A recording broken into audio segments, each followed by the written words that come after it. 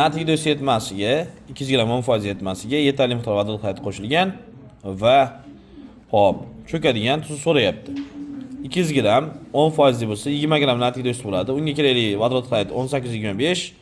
Qancha tuz hosil bo'lsa 29,25 tuz hosil bo'ladi. Eritmada yangi suv ham hosil bo'ladi shu paytda 9 gram.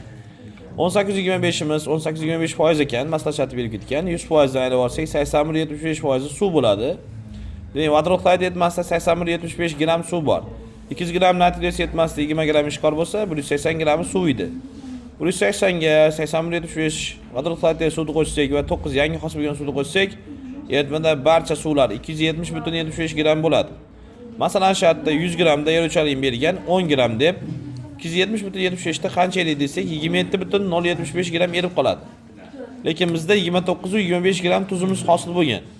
Ayrib olsak, erigan qismda erimagan, ya'ni cho'kkan qismga chiqadi 2,175.